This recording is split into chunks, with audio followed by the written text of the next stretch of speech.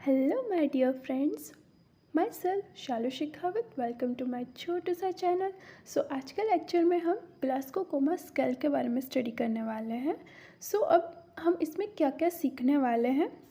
GCS score, GCS P score, use of GCS, important कुछ points, paediatric GCS scale and level of consciousness.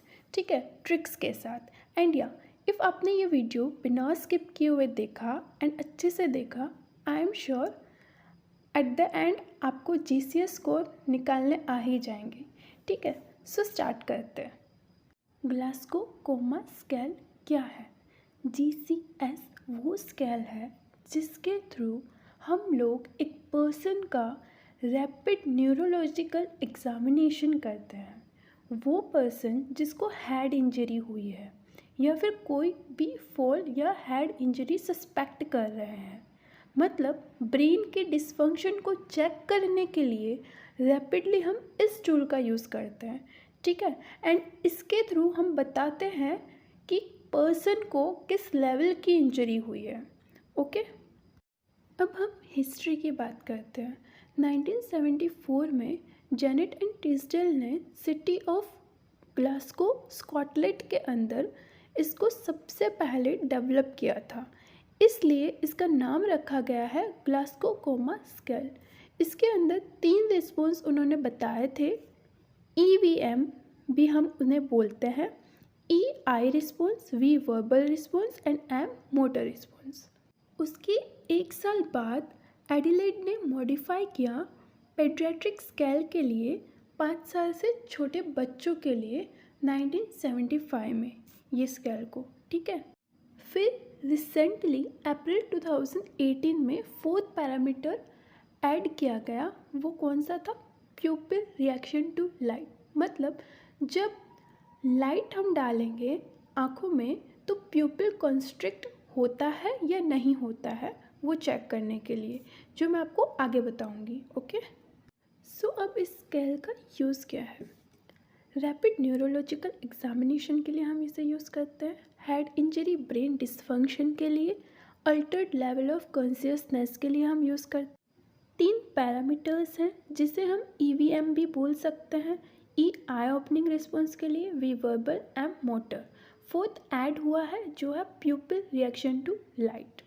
अब हम minimum and maximum score देख लेते हैं। आई verbal and motor का minimum score होता है 1 तीनों का। ठीक है, एंड मैक्सिमम स्कोर आई का 4, वर्बल का 5, मोटर का 6।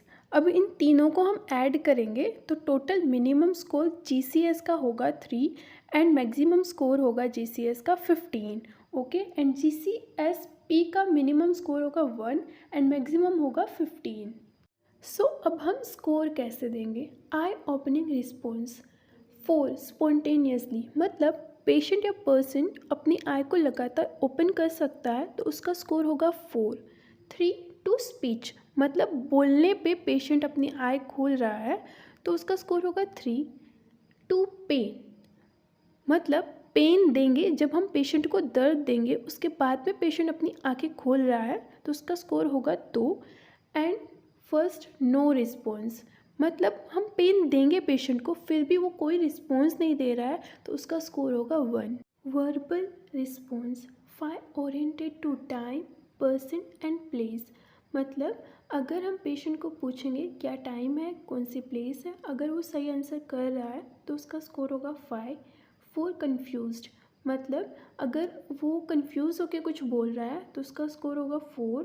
3 इनअप्रोप्रिएट वर्ड्स, अगर हम उसे कुछ क्वेश्चन करेंगे और उसका वो सही से आंसर नहीं कर पा रहा है तो उसका स्कोर होगा 3। सेकंड इनकॉम्प्रिहेंसिबल साउंड, मतलब उसे डिफ़िकल्टी हो रही है अपने क्वेश्चन को समझने में तो उसका स्कोर होगा 2। 1 नो रिस्पॉन्स, अगर उसने कोई रिस्पॉन्स नहीं दिया तो उसका स्कोर होगा 1। मोटर रिस्पॉन्स 6, अगर उसने हमारे कमांड को फॉलो किया तो उसका स्कोर होगा 6। 5 मूव्स टू लोकलाइज्ड पेन, जिस एरिया में आप पेन दे रहे हो अगर वो उसको मूव करेगा तो उसका स्कोर होगा 5। 4 flex to withdraw from pain, जब हम पेशेंट को थोड़ा सा पेन देंगे और वो अपनी एक्सट्रीमिटी को विड्रॉ कर लेगा तो उसका स्कोर होगा 4। 3 एबनॉर्मल फ्लैक्शन डीकॉर्टिकेट, 2 एबनॉर्मल एक्सटेंशन डीसेरिब्रेट। इसका मैं आपको आगे पोस्चर कैसा होता है वो मैं आपको आगे बताती हूँ। 1 नो रिस्पॉन्स, ठीक है, कोई मोटर रिस्पॉन्स नहीं होगा। डीकॉर्टिकेट पोस्चर कुछ ऐसा होगा, दोनों हाथ चेस्ट के ऊपर होंगे पेशेंट के, हार्डली फ्लैक्स्ड हो जाते हैं वो, ठीक है। एंड डीसेरिब्रेट पोस्चर, जब पेशेंट के दोनों हाथ एक्सटेंडेड होते हैं हार्डली, जिसे हम चेंज भी नहीं कर पाते हैं, वैसी कंडीशन में होते हैं वो, उसे हम बोलते हैं डीसेरिब्रेट। अब इस टेबल को याद रखने के लिए एक trick, ESPN our country win can't live without fan. ESPN एक स्पोर्ट चैनल है जिस पे हम क्रिकेट मैच देखते हैं, ठीक है। और टीम जब जीत जाती है तो कैप्टन ट्रॉफी लेके क्या बोलता है, आवर कंट्री विन, एंड उसके सामने काफ़ी सारे फैन खड़े होते हैं उसके, तो उनको देख के वो बोलता है कांट लिव विदाउट फैन। तो इस तरीके से आपको ये 3 लाइन याद रखनी है। अब इसे हम कैसे यूज़ करेंगे टेबल में वो देखते हैं।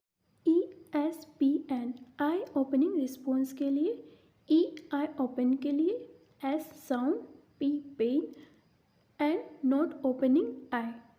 Our country win verbal response के लिए, O oriented, C confused, W words, I incomprehensive sound के लिए एंड नो रिस्पॉन्स।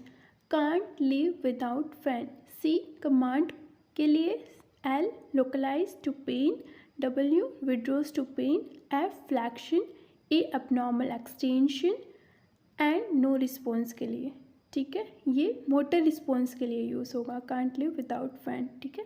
अब एक क्वेश्चन है आपके लिए, 49 ईयर का पेशेंट है, पेन देने पे आई ओपन हो रही है, उसकी स्पीच इनअप्रोप्रिएट है, मोटर रिस्पॉन्स, पेन देने पे विड्रॉ कर लेता है एक्सट्रीमिटी को, तो इसका स्कोर कितना होगा आपको कमेंट बॉक्स में आंसर लिखना है, ठीक है। GCP स्कोर ब्रेनिन, मरी एंड टीस्डेल ने डिस्क्राइब किया था, मिनिमम स्कोर 1 एंड मैक्सिमम 15। उसके 4 parameters, eye opening response, verbal response, motor response, pupil reaction to light. So again GCS के score minimum 3 and maximum 15 and GCSP के स्कोर मिनिमम 1 एंड मैक्सिमम 15। इस table में हमें देखना है pupil unreactive to light, pupil reactivity score, both pupils. If दोनों pupil light डालने पे रिएक्शन नहीं देंगी तो -2 स्कोर होगा। इफ़ 1 प्यूपिल ने रिएक्ट किया और एक ने नहीं किया तो -1 स्कोर, एंड दोनों ने लाइट डालने पे रिएक्ट किया तो 0 स्कोर होगा।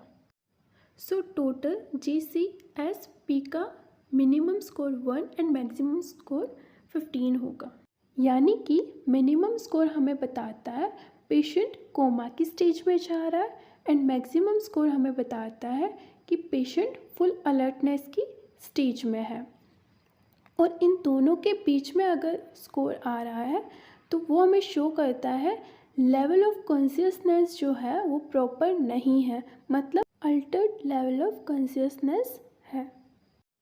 Alert level of consciousness, consciousness state of alertness, मतलब पेशेंट अलर्ट रहेगा, अवेयर होगा, ठीक है।